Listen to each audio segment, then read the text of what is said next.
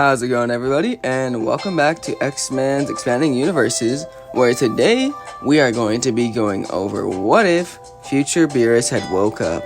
Now, in the last part, we went over how Broly had come to Earth from Sorbet's forces, and how now Gohan is training with Broly on BEERUS' planet. So let's continue that story here. As Gohan and Broly would begin to train, they would become exponentially stronger, and one day, Champa would arrive and declare a contest. Gohan and Broly would be dragged into Champa's food contest, and this would end with BEERUS proposing a tournament between the two universes. It was very interesting to see the tournament on Earth, and they would like to replicate that. The tournament would be announced, and Gohan would begin to get some recruits. First, of course, would be Broly. Second, he would go to get Trunks. And then third, he would get Videl, as she's been ramping up to show off her training. There would be an extra spot, and they wouldn't know who to recruit. Maybe 16, but he is pretty much isolated to Capsule Corp right now. But, thankfully, BEERUS would step in, saying that he's found the strongest mortal in the universe, which would be Monaka. And, they wouldn't really understand how Monaka is the strongest, with Gohan being very suspicious of this, but would drop it, as BEERUS would get annoyed when they would ask questions. Once arriving at the tournament grounds, they would take the test with everyone passing, including Broly. The first round would be Gohan against Potamo, and he would be able to defeat him just like Goku did in canon. Next round would be Gohan against Frost, which would be a weird fight, but I think Frost would be able to trick Gohan until he would get poisoned. He would show the ref his mark, and this would disqualify Frost and expose him. Next round would be Videl, who would tell Gohan to swap out with her, as she wants to get in some action at least. This fight would play out well, and Videl would have fun dodging boiling lava from the brute, but the force field would soon enough piss her off to the point she disses the giant robot, and she is easily able to defeat him from this. Next round would be Videl versus Kaba, which would be another fierce battle for her, but Videl's persistence would throw Kaba off. Kaba would be getting worn out, but would be able to defeat Videl soon enough. Kaba would then go up against Trunks, and Trunks would be impressed with Kaba's strength, so he would teach him Super Saiyan, but not the way that Vegeta did in canon. He would actually tell him how he felt his first time around when transforming into a Super Saiyan, which soon enough results into Kaba becoming a Super Saiyan. And this would intrigue Trunks some more, but he wouldn't allow Kaba to defeat him. Next foe would be like no other, the legendary assassin Hit. Trunks would try to counter Hit's attacks, but would soon enough be eliminated. During the round, Gohan would analyze Hit's movements and would utilize the strategy with this in his next match. Gohan would start off in base form to test himself out against Hit. Everything would be parallel to canon, except Gohan's potential would be able to push the battle's limits. And soon enough, by this time, Gohan would have attained Super Saiyan Blue. With his hyper potential always fueling him, Hit's improvements wouldn't be able to do much. The battle would be fierce, but Hit's ability to adapt would overcome Gohan's power in the end. Since Gohan wouldn't have the additional boost of a Super Saiyan Blue Kaioken, he wouldn't be able to stop Hit. But in the next match, Broly would have an easier time mopping the floor with Hit, as he's already gassed out from his fight. Broly would win the tournament, which would piss Champa off, but before he would destroy his fighters, Zeno would show up. Zeno would then propose a tournament, and everyone would be shocked, as Broly would say that another tournament sounds nice, and in this story, it would be Broly and Zeno being friends. When using the Super Dragon Balls, BEERUS would want to wish back Champa's Earth, but Gohan would have another proposition. If they can get the Dragon Balls in their universe, they can get Champa whatever he wants. BEERUS would like this idea, and Gohan would wish to know the location of planet New Namek in Universe 7.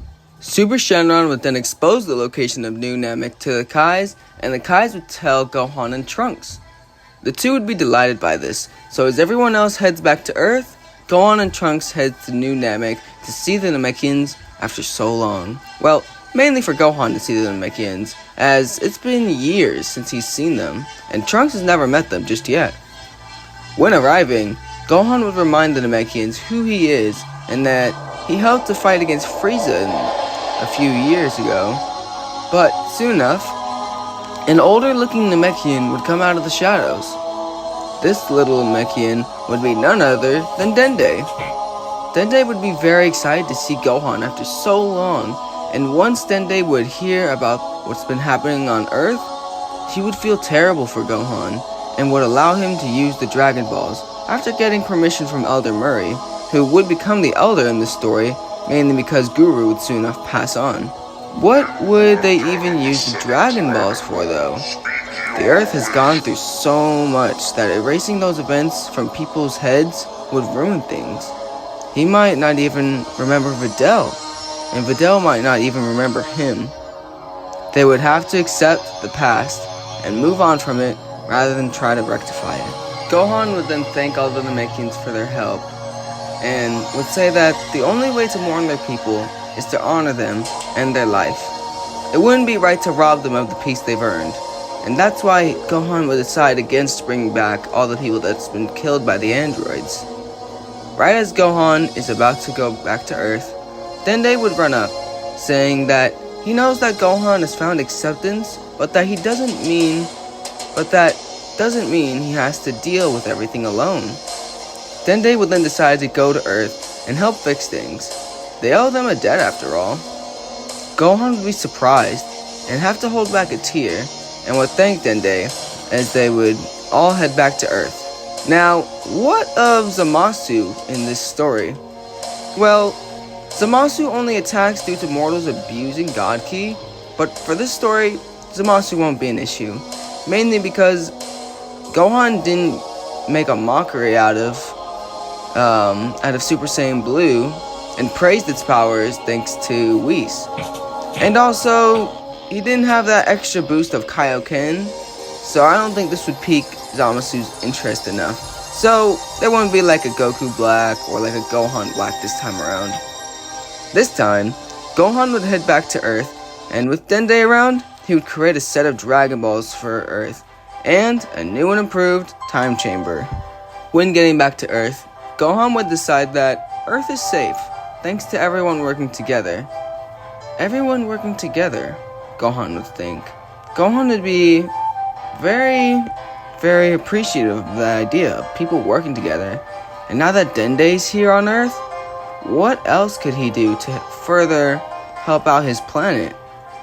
Gohan one day would go to Bulma with a plan, and would even invite Videl along, as he would plan to go into space looking for powerful allies across the universe, and to pretty much go on his own little grand tour of the universe. During his travels, he would meet many strange beings, from Yardratians, Sauralians, bounty hunters, you name it. As he would discover the universe, his bond with Videl would grow into a romantic one, where they would be planning to have a child together. Their daughter's name would be Son Pan, after her grandfather, who saved the planet and eventually the universe. Trunks, over this time, would also meet a girl named Mai on Earth. He would see the girl try to go back to her old ways, and would guide her into a new. Her friends weren't so happy about that until they were offered a feast from Capsule Corp. Their relationship wouldn't be as close to Gohan and Videl's, but they would at least be dating.